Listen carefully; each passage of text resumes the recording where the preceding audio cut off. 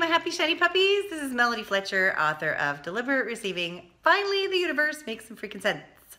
And this is day 9 of my 30-day video challenge. Okay, so today I'm going to start us off with a quote. Abraham Lincoln said that if you gave me 6 hours to chop down a tree, I would spend the first 4 hours sharpening the axe. I thought this was a particularly poignant quote that I found recently because it ties into something that a conversation that I had about why I sometimes seem really slow in doing things. I make a plan, I set an intention, and then my follow through can seem to take a fairly long time. And this was a conversation about business that we were having where a lot of people, will teach that you just got to take action. You got to pull the trigger. So, it's actually better to just fire, aim, than to aim, fire. And I'm the kind of person, I'm more like aim, have a picnic, aim, fire. But when I do pull the trigger, I tend to kill it. Really just, fantastic. So I sort of skip over all the failures. That's how I like to look at it. I just sort of skip over all the failures. I heard someone say recently, if somebody asks you why you're not married yet, then tell them I'm skipping my first divorce. So it's along those lines. So what does that have to do with law of attraction and inspired action? Well, it's all about inspired action, really. So what I'm doing in that moment is I'm preparing energetically. I'm waiting for the energy to be right, but I'm not passively waiting. I am doing stuff. It's just not doing stuff that other people can necessarily see. It's the inner work. So in that time, I am daydreaming about what it is I want, what I want the outcome to be. I'm getting into that feeling of what I want. I'm getting excited about it. I'm noticing any fears I might have about it, any resistance that might come up, and I allow myself the time to release that, and I allow things to also unfold perfectly. And then when they do, they're generally like better than anything that I could have even imagined. So that's my work. That's my prep. My action is really it comes at the very end and is the smallest part of it. It really is the whole, prep work, and then in the end, the execution is quite quick. And generally fun, but when it comes to big things, I won't lie to you, sometimes the action is still a little bit scary. And I wanted to talk about that because a lot of people have a really big misunderstanding about what inspired action feels like. And they're like, is inspired action anything that pops into my head or any opportunity to do something? Well, yes, technically yes, but listen to the second part of this. All action is inspired, technically speaking. But what is it inspired by?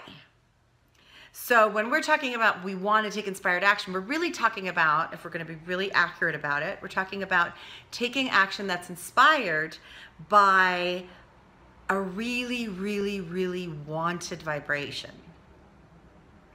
So it's a manifestation of something that we really want instead of a manifestation of something that we don't want. I mean, I'm not going to teach you how to take action inspired by your fear because first of all, I don't need to. And second of all, why would I want to?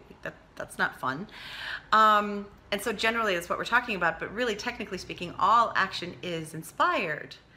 Yeah. And so when you are waiting for that action to be inspired by something that you want to wait for that progression of manifestation to build. You want to wait for enough excitement to come up for the action to feel really joyous. But because we're impatient, oftentimes we're going to want to take action as quickly as possible, me included, because action is delicious and we love it. So sometimes that action might still feel just a little bit scary, but there's a big difference between, standing at the edge of a cliff with a bungee cord on or on a bridge, you know, I don't know if people bungee off cliffs, but on the bridge with a bungee cord wrapped around your feet, and being terrified and trying to force yourself to jump, and being really excited but nervous. Yeah, so it's okay to push through that little bit of nervousness and take the leap. Yeah, I really want to do this, but oh, I'm kind of scared, but oh, I really want to do it, but instead of, I don't really want to do this, but it scares the crap out of me, but I think I should because it's probably going to lead to something good. These are two completely different things. And so when people say, well, I'm still a little bit nervous about it, yeah, okay. That just means that you're out of your comfort zone, you're stretching for something bigger than where you've been before, and that's totally natural to be a little bit uncomfortable there, yeah? If you're really uncomfortable, give it a little bit more time, daydream about it, sit with it, release that, but it's okay to go ahead and take that leap when you're a little bit nervous about something, as long as your excitement is far greater than the nervousness. Then you don't have to let the nervousness stop you. And this is a lot of time what people are talking about when they're like, you have to have the courage to take action. For me, that just means that, you know, when it's time to take action, if you're still a little bit nervous, go for it. You can muster up that amount of courage, but not when you're terrified, because again, most people misconstrue that and think that they should be trying to force themselves to take action. It's not a forcing. You don't have to force yourself to bungee jump. You go, you choose to do it, and then you might need a little push to do that last little bit, even though you're super excited about it. Because in the moment of truth, it's really real, this is really happening, oh my God. Yeah, and it's more like that. So the difference between jumping into a pit full of gators and razor blades and jumping off a bridge with a bungee cord.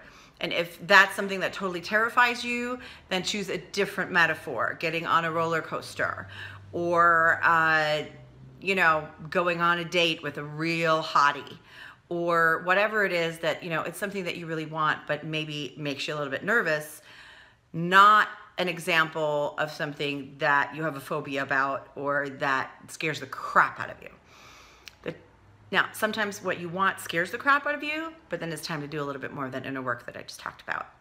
So, well, I hope that clarifies some things about inspired action for you. I will see you tomorrow. And until then, thank you for bringing your light to the world. Bye.